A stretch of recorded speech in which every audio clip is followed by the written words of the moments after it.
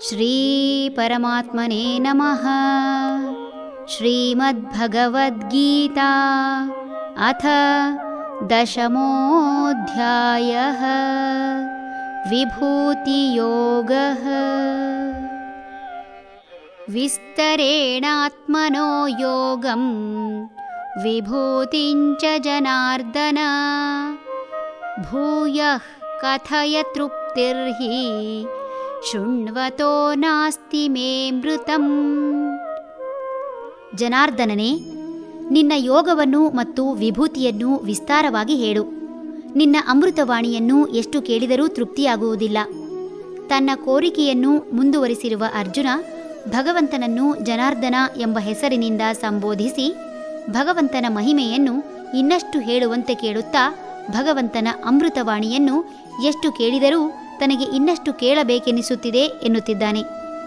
ಭಗವಂತನ ಒಂದೊಂದು ನಾಮಗಳು ಸಾಕಷ್ಟು ಮಹಿಮೆಗಳನ್ನು ಹೊಂದಿರುವುದು ಸಹಜ. ಜನಾರ್ದನ ಎಂದರೆ ಜನರ ಕಷ್ಟಗಳನ್ನು ನಿವಾರಿಸುವವ. ಅರ್ಜುನ ಸಂದಿಗ್ಧ ಸ್ಥಿತಿಯಲ್ಲಿ ಸಿಲುಕಿಕೊಂಡು ಅದರಿಂದ ಹೊರಬರಲಾಗದೆ ಕಷ್ಟದಲ್ಲಿ ಸಿಲುಕಿಕೊಂಡಿದ್ದಾನೆ. ಯಾವುದು ಸರಿ ಯಾವುದು ತಪ್ಪು ನಿರ್ಧಾರ ಮಾಡಲು ಅಸಮರ್ಥನಾಗಿದ್ದಾನೆ. ಭಗವಂತನ ಒಂದೊಂದು ನುಡಿಯೂ ವಿಶೇಷ ಜ್ಞಾನ ಕೊಡುವುದರ ಮೂಲಕ ವಿಷಯಕ್ಕೆ ತಾರ್ಕಿಕ ಅಂತ್ಯ ಕೊಡುವ ಬದಲಾಗಿ ಇನ್ನೂ ಹೆಚ್ಚು ತಿಳಿಯಲು ಪ್ರೇರೇಪಿಸುತ್ತಿದೆ. ಈ ಹಿತವಚನ ಹೀಗೆ ಮುಂದುವರಿಯಲಿ, ಆ ಮೂಲಕ ಸುಲಭವಾಗಿ ಪ್ರಪಂಚ ತಿಳಿಯುವಂತಾಗಲಿ ಎಂಬ ಆಶಾಭಾವನೆ ಮೂಡಿಸಿದಂತಿದೆ.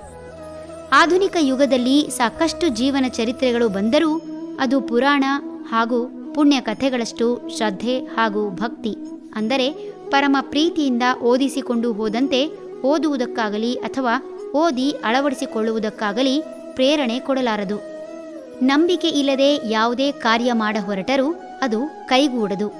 ನಂಬಿಕೆಟ್ಟವರಿಲ್ಲವೋ ಎಂಬ ವಾಕ್ಯವನ್ನು ಪರಂಪರಾಗತವಾಗಿ ಮೈಗೂಡಿಸಿಕೊಂಡು ಬಂದ ಪೂರ್ವಿಕರು ವಿಶ್ವಾಸವಿರಿಸಿ ಗಟ್ಟಿಗೊಳಿಸಿದ ನಂಬಿಕೆ ಇಂದು ಹೆಮ್ಮರವಾಗಿ ಬೆಳೆದು ಪೋಷಿಸುತ್ತಿರುವುದಂತೂ ಸತ್ಯ. ಅರ್ಜುನನಿಗೂ ಇದೀಗ ಭಗವಂತನ ಮೇಲೆ ನಂಬಿಕೆ ದೃಢವಾಗಿದೆ. ಈ ಕಾರಣದಿಂದಲೇ ನಿನ್ನ ಯೋಗಶಕ್ತಿಯನ್ನು ಹಾಗೂ ಹಿರಿಮೆಯನ್ನು ಹೇಳು ಎನ್ನುತ್ತಿದ್ದಾನೆ. ಹರಿ ಓಂ ತತ್ಸತ್.